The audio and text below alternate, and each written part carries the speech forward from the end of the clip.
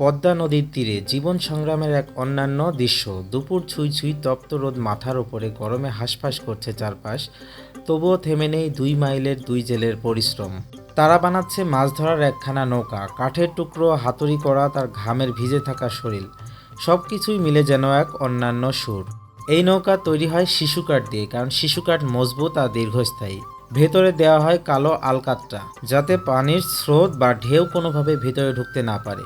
দিনের পর দিন অক্লান্ত পরিশ্রম, সকাল থেকে সন্ধ্যা, হাত থামে না, শুধু গড়ে ওঠে স্বপ্নের ভেলা। এক একটি নৌকা শেষ করতে লাগে 7 থেকে 8 দিন।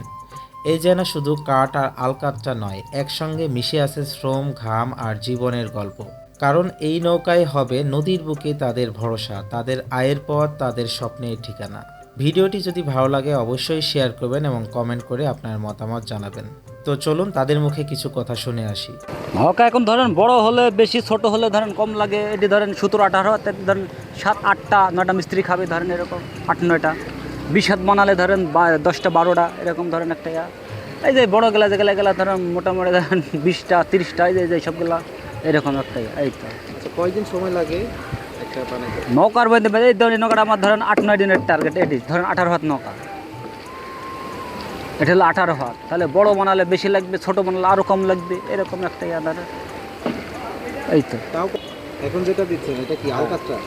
এটা হচ্ছে 14, এটা হচ্ছে এটা কাজটা কি? কাজের ভিতরে পানি উঠবে না ধরেন।